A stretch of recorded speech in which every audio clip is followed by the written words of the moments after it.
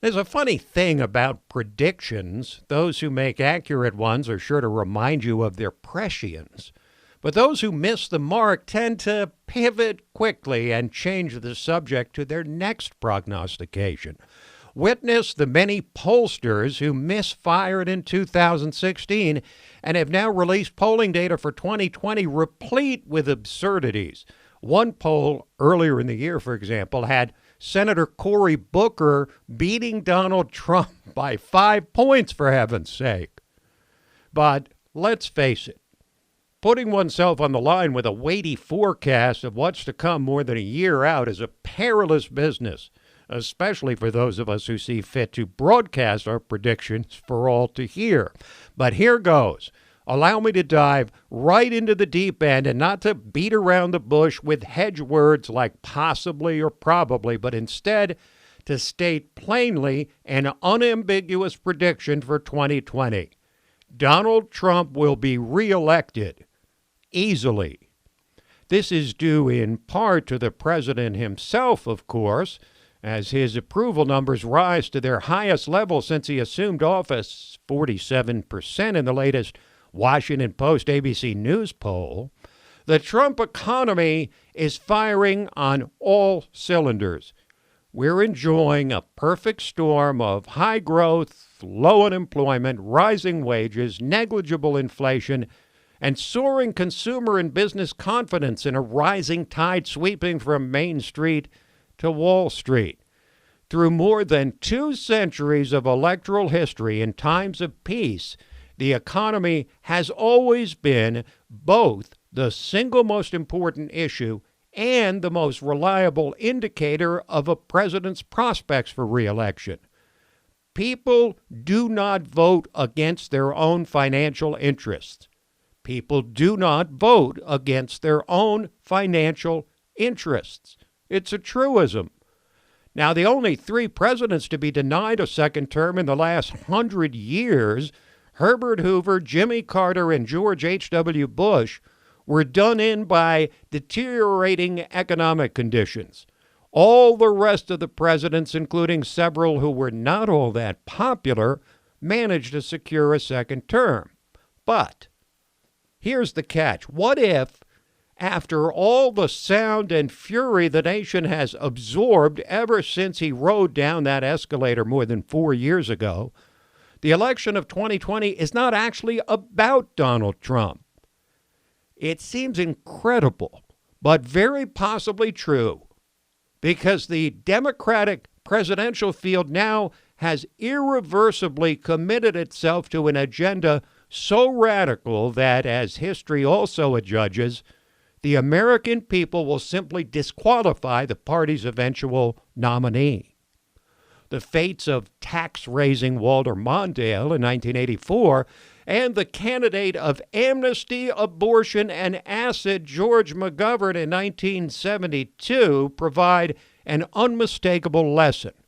And keep in mind that what Mondale and McGovern supported was tame compared to the rhetoric being spewed by the overwhelming majority of current Democratic presidential candidates.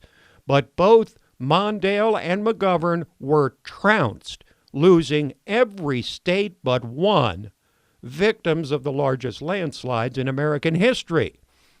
Now, the current crop of Oval Office wannabes, but crucially not Democratic voters writ large, have evidently reached the self-destructive conclusion, much like the Nixon-hating left of 1972, that the way to take down Trump is not to sharpen their appeal to voters who abandoned them in 2016, but to advocate for extreme policies that draw the sharpest possible contrast with Donald Trump, with the obvious caveat that things can certainly change in the next 16 months. We could be unexpectedly drawn into war or a recession.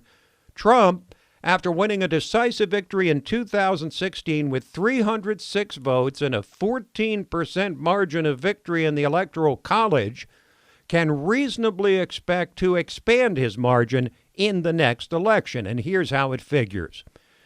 Trump won 30 states in 2016, and none of these states seem likely to reverse course in 2020, given that Trump as president has proven to be exactly what he promised as a candidate and the person that they voted for. A furniture breaker willing to go where no man has gone before, openly challenging the legitimacy of the encrusted and entirely discredited political establishment, promoting a muscular brand of patriotism, advancing America First policies designed to kickstart a stagnant economy, and keeping the nation out of armed conflicts. Then there are 8 battleground states that Trump lost in 2016, and the president stands a better than even chance in all of the competitive states: New Hampshire, Maine, Minnesota, Nevada, Arizona, and Colorado. Trump has a realistic opportunity to sweep all 8 of those battleground states worth another 50 electoral votes. The Democrats have made their bed on the far left and now must sleep in it. It is beyond conceivable that President Trump could accumulate 350 or more electoral votes in 2020, which would amount to a mandate for his audacious agenda even greater than the one he received in 2016. When the leftists lost their collective mind after the bombastic billionaire shocked the world with his upset victory over Hillary Clinton, they convinced themselves that they could remove him from office some way or another. False claims of a Trump-Russia conspiracy, financial crimes, withering ad hominem attacks, scandal in the White House, something. But they've spent their ammunition, all of it, and it was all blanks. One can only imagine how they will react upon realizing that they must endure another 4 years of this man who represents the embodiment of everything they detest. Folks, prepare to man the barricades. We'll break away for mere moments and then come back with Brent Bozell on unprecedented media bias in the age of Trump and the existential threat to conservatives posed by the giants of technology. Exhausted by all the fake news? On LibertyNation.com's YouTube channel, facts and fresh, bold analysis are what you get without the leftist spin. Subscribe today to the LibertyNation.com YouTube channel because truth is making a comeback.